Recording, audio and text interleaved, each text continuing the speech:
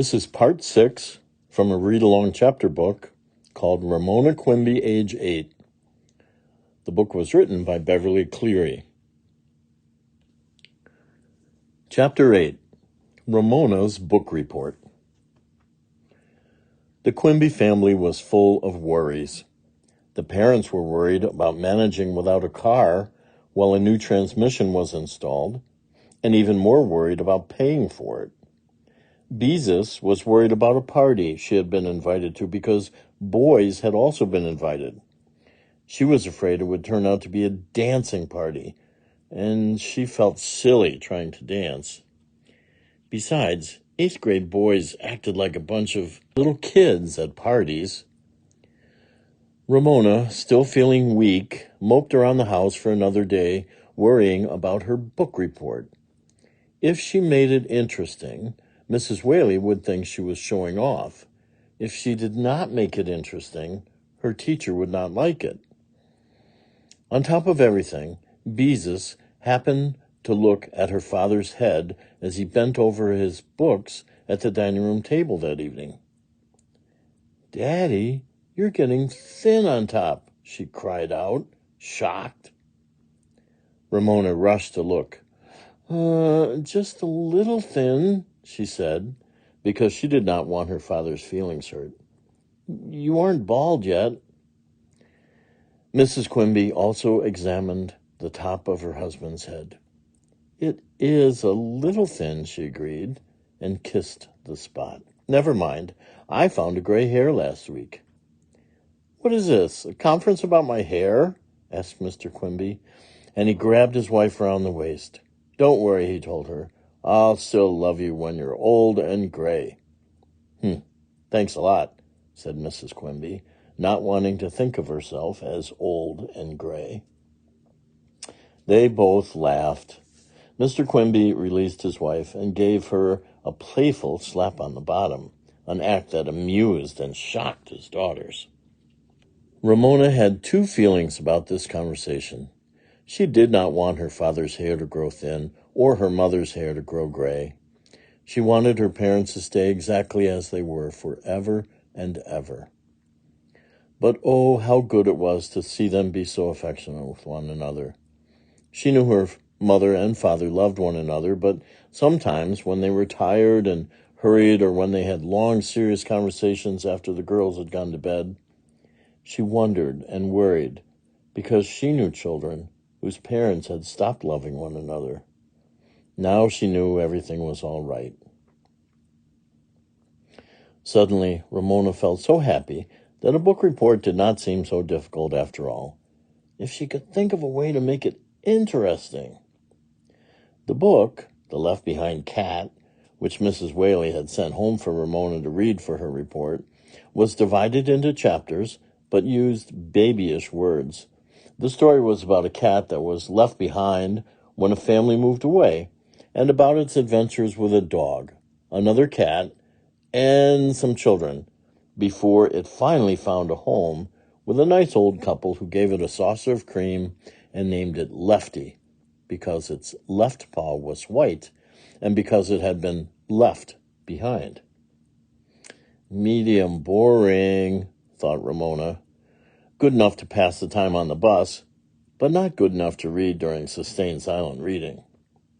Besides, cream costs too much to give to a cat.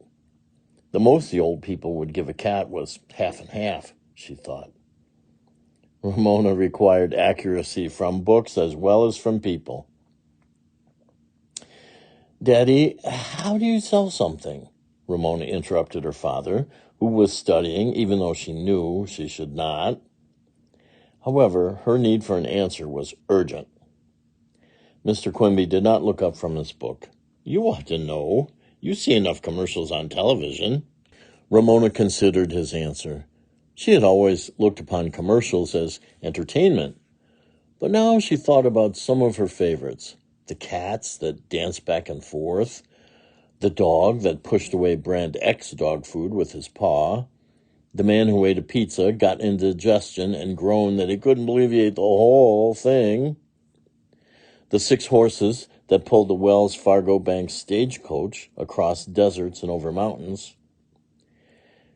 Do you mean I should do a book report like a TV commercial?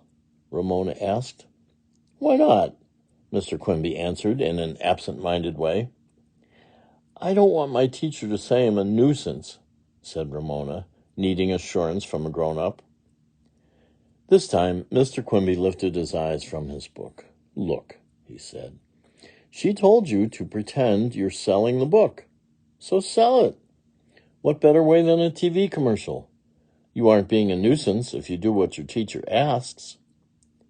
He looked at Ramona a moment and said, Why do you worry she'd think you're a nuisance? Ramona stared at the carpet, wiggled her toes inside her shoes, and finally said, I squeaked my shoes the first day of school. That's not being much of a nuisance, said Mr. Quimby. And when I got egg in my hair, Mrs. Whaley said I was a nuisance, confessed Ramona. And then I threw up in school. But you didn't do those things on purpose, her father pointed out. Now run along. I have studying to do. Ramona thought this answer over and decided that since her parents agreed, they must be right. Well, Mrs. Whaley could just go jump in a lake, even though her teacher had written, without wasting words, that she missed her. Ramona was going to give her book report any way she wanted. So there, Mrs. Whaley. Ramona went to her room and looked at her table, which the family called Ramona's studio, because there was a clutter of crayons, different kinds of paper, Scotch tape, bits of yarn, and odds and ends that Ramona used for amusing herself. Then Ramona thought a moment, and suddenly, filled with inspiration, she went to work. She knew exactly what she wanted to do and set about doing it. She worked with paper, crayons, Scotch tape, and rubber bands. She worked so hard and with such pleasure that her cheeks grew pink. Nothing in the whole world felt as good as being able to make something from a sudden idea. Finally, with a big sigh of relief, Ramona leaned back in her chair to admire her work. 3 cat masks with holes for eyes and mouths, masks that could be worn by hooking rubber bands over ears. But Ramona did not stop there. With pencil and paper, she began to write out what she would say. She was so full of ideas that she printed rather than waste time in cursive writing. Next, she phoned Sarah and Janet, keeping her voice low and trying not to giggle so she wouldn't disturb her father any more than necessary, and explained her plan to them. Both her friends giggled and agreed to take part in the book report. Mona spent the rest of the evening memorizing what she was going to say. The next morning on the bus and at school, no one even mentioned Ramona's throwing up. She had braced herself for some remark from Yard Ape, but all he said was, "Hi, Superfoot."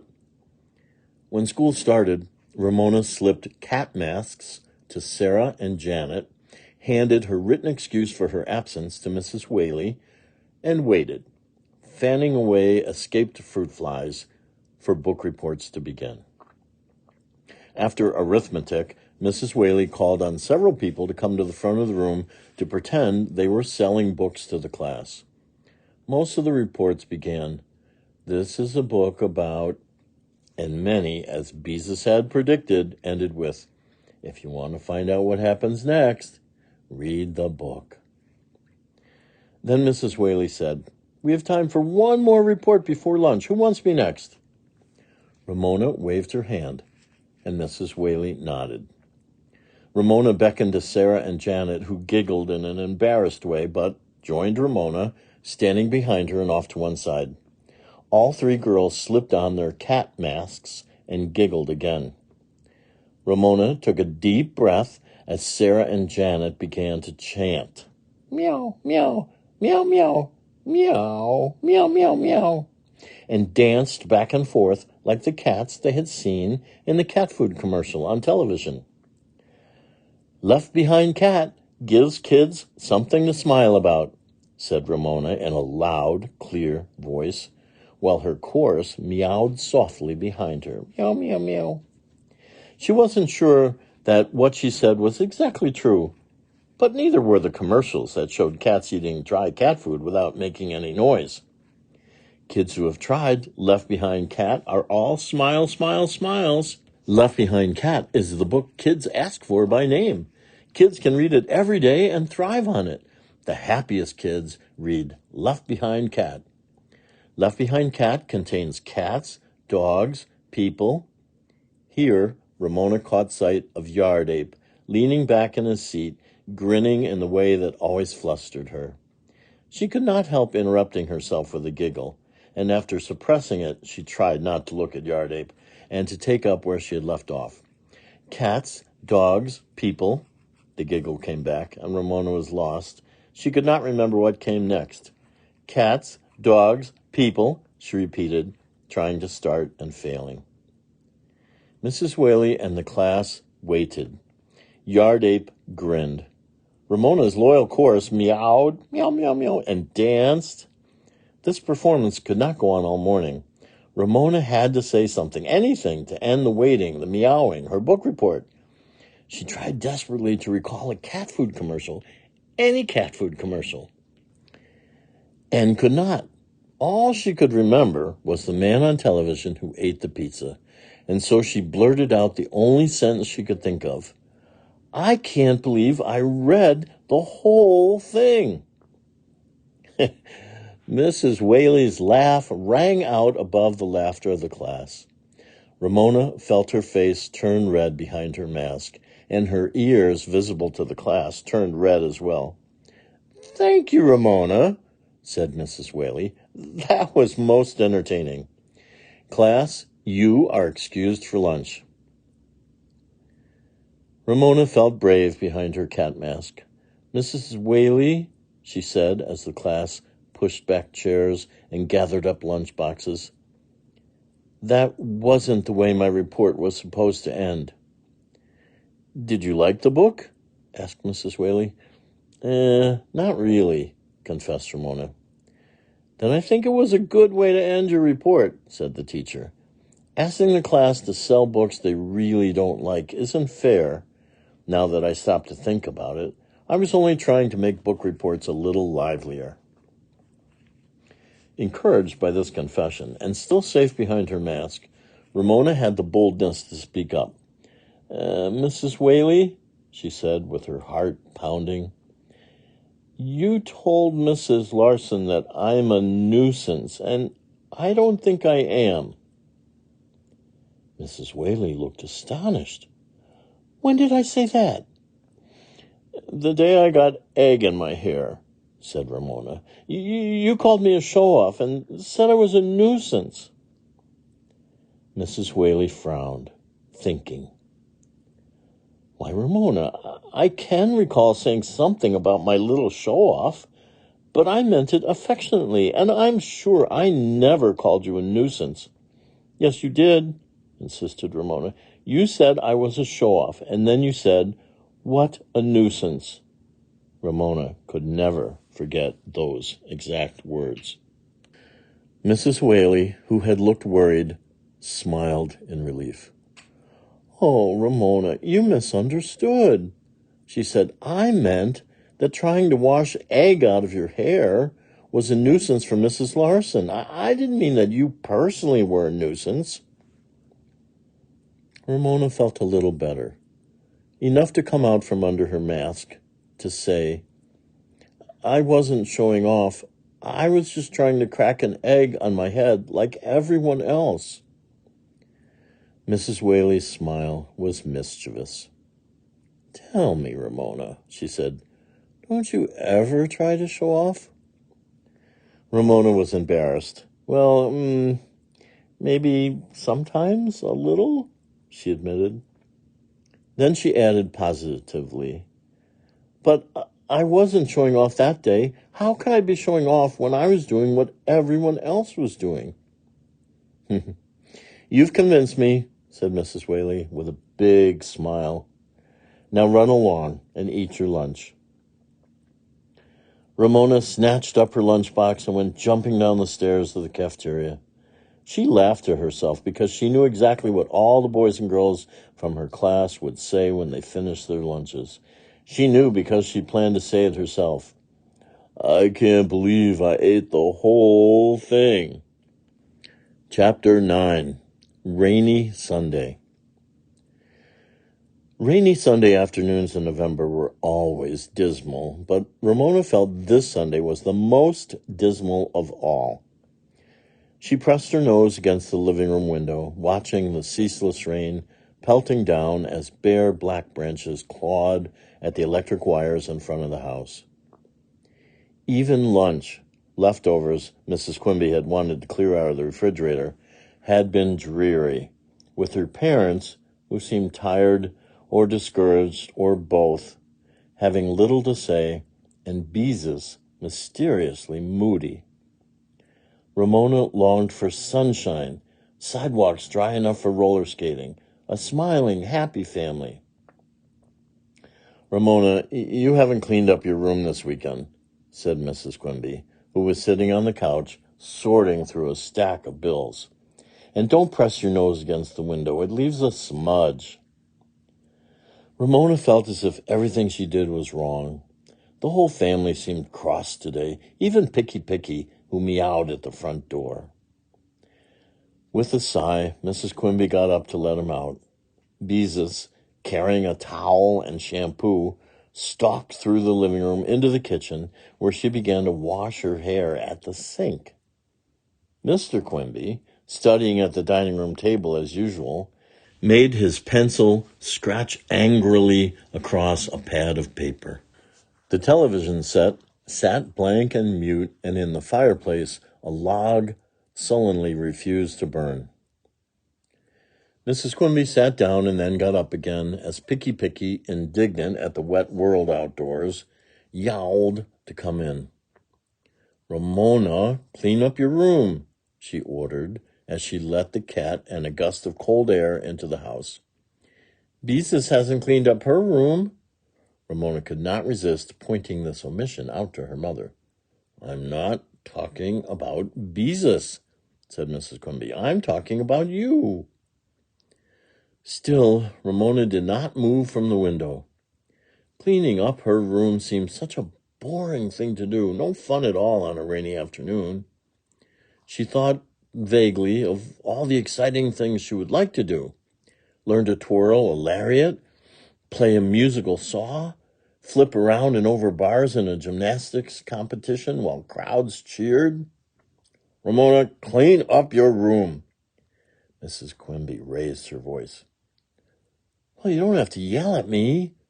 Ramona's feelings were hurt by the tone of her mother's voice. The log in the fireplace settled, sending a puff of smoke into the living room. "Then do it," snapped Mrs. Quimby. "Your room is a disaster area." Mr. Quimby threw down his pencil. "Young lady, you do what your mother says, and you do it now. She shouldn't have to tell you 3 times. "Oh, well, all right, but you don't have to be so cross," said Ramona. To herself, she thought, nag, nag, nag. Sulkily, Ramona took her hurt feelings off to her room, where she pulled a week's collection of dirty socks from under her bed. On her way to the bathroom hamper, she looked down the hall and saw her sister standing in the living room rubbing her hair with a towel. "Mother, I think you're mean," said Beezus from under the towel. Ramona stopped to listen. "I don't care how mean you think I am," answered Mrs. Quimby. "You are not going to go, and that is that." "But all the other girls are going," protested Beezus. "I don't care if they are," said Mrs. Quimby. "You are not." Ramona heard the sound of a pencil being slammed on the table and her father saying, "Your mother is right. Now, would you kindly give me a little peace and quiet so I can get on with my work?" Beezus flounced past Ramona into her room and slammed the door. Sobs were heard, loud, angry sobs. Where can't she go? Ramona wondered as she dumped her socks into the hamper. Then, because she had been so good about picking up her room, Ramona returned to the living room, where Picky, as cross and bored as the rest of the family, was once again meowing at the front door. Where can't Beezus go? She asked. Mrs. Quimby opened the front door, and when Picky hesitated, vexed by the cold wind that swept into the room, assisted him out with her toe. She can't sleep over at Mary Jane's house with a bunch of girls from her class. A year ago, Ramona would have agreed with her mother, so that her mother would love her more than Beezus. But this year, she knew that she too might want to spend the night at someone's house someday. Why can't Beezus sleep at Mary Jane's? She asked. Because she comes home exhausted and grouchy. Mrs. Quimby stood by the door, waiting. Picky's yowl was twisted by the wind, and when she opened the door, another cold gust swept through the house. With the price of fuel oil being what it is, we can't afford to let the cat out, remarked Mr. Quimby. Would you like to take the responsibility if I don't let him out? Asked Mrs. Quimby before she continued with her answer to Ramona. There are 4 people in the family, and she has no right to make the whole day disagreeable for the rest of us because she has been up half the night giggling with a bunch of silly girls. Besides, a growing girl needs her rest. Ramona silently agreed with her mother about Beezus's coming home cross after such a party. At the same time, she wanted to make things easier for herself when she was in junior high school. Maybe this time they would go to sleep earlier, she suggested. Fat chance, said Mrs. Quimby, who rarely spoke so rudely. And furthermore, Ramona, Mrs. Kemp did not come right out and say so, but she did drop a hint that you are not playing as nicely with Willa Jean as you might. Ramona heaved a sigh that seemed to come from the soles of her feet. In the bedroom, Beezus, who had run out of real sobs, was working hard to force out fake sobs to show her parents how mean they were to her. Mrs. Quimby ignored the sighs and the sobs and continued. Ramona, you know that getting along at the Kempses is your job in this family. I've told you that before. How could Ramona explain to her mother that Willa Jean had finally caught on that sustained silent reading was just plain reading a book? For a while, Willa Jean wanted Ramona to read aloud a few boring books the Kemps owned, the sort of books people who did not know anything about children so often gave them. Willa Jean listened to them several times, grew bored, and now insisted on playing Beauty Shop. Ramona did not want her fingernails painted by Willa Jean and knew she would be blamed if Willa Jean spilled nail polish.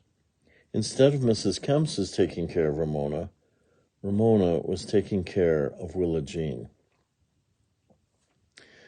Ramona looked at the carpet, sighed again, and said, I try. She felt sorry for herself, misunderstood and underappreciated. Nobody in the whole world understood how hard it was to go to the Kemps's house after school when she did not have a bicycle.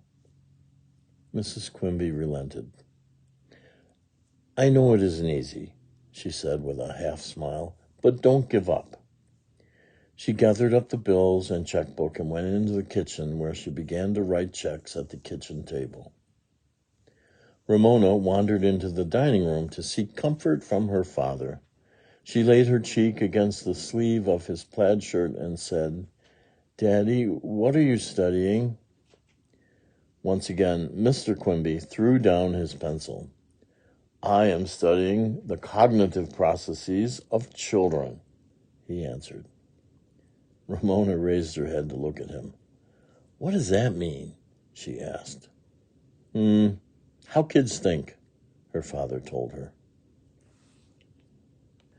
Ramona did not like the sound of this subject at all. "Why are you studying that?" she demanded. Some things should be private, and how children thought was one of them. She did not like the idea of grown-ups snooping around in thick books trying to find out. "That is exactly what I have been asking myself." Mr. Quimby was serious. "Why am I studying this stuff when we have bills to pay?" "Well, I don't think you should," said Ramona. "It's none of your business how kids think." Then she quickly added, because she did not want her father to drop out of school and be a checker again, "There are lots of other things you could study. Things like fruit flies." Mr. Quimby smiled at Ramona and rumpled her hair. "I doubt if anyone can figure out how you think," he said, which made Ramona feel better, as if her secret thoughts were still safe. Mr. Quimby sat gnawing his pencil and staring out the window at the rain. Beezus, who had run out of fake sobs, emerged from her room, red-eyed and damp-haired, to stalk about the house, not speaking to anyone. Ramona flopped down on the couch. She hated rainy Sundays, especially this one, and longed for Monday, when she could escape to school. The Quimby's house seemed to have grown smaller during the day, until it was no longer big enough to hold her family and all its problems.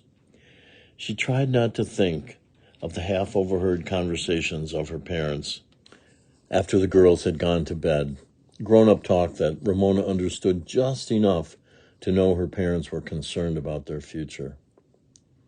Ramona had deep, secret worries of her own.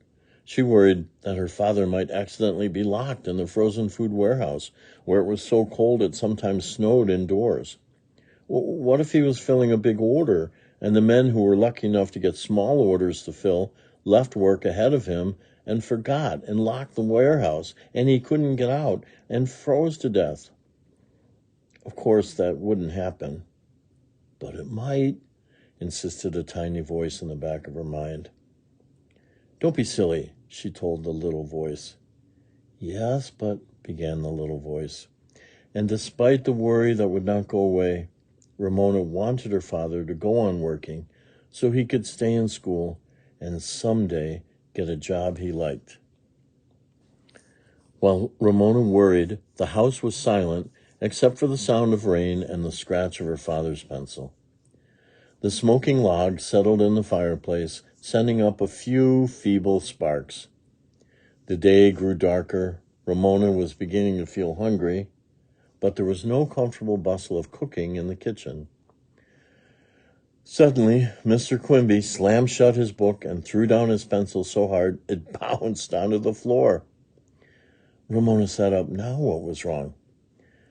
"Come on, everybody," said her father. "Get cleaned up. Let's stop this grumping around. We are going out for dinner, and we are going to smile and be pleasant if it kills us. That's an order." The girls stared at their father, and then at one another. What was going on? They had not gone out to dinner for months, so how could they afford to go now? "To the Whopper Burger?" asked Ramona. "Sure," said Mr. Quimby, who appeared cheerful for the first time that day. "Why not? The sky's the limit." Mrs. Quimby came into the living room with a handful of stamped envelopes. But Bob," she began. "Now don't worry," her husband said. "We'll manage. During Thanksgiving, I'll be putting in more hours in the warehouse and getting more overtime. There's no reason why we can't have a treat once in a while. And the Whopper Burger isn't exactly your 4-star gourmet restaurant." And that's the end of part 6 in this reading of Beverly Cleary's chapter book, Ramona Quimby, age 8. To be continued.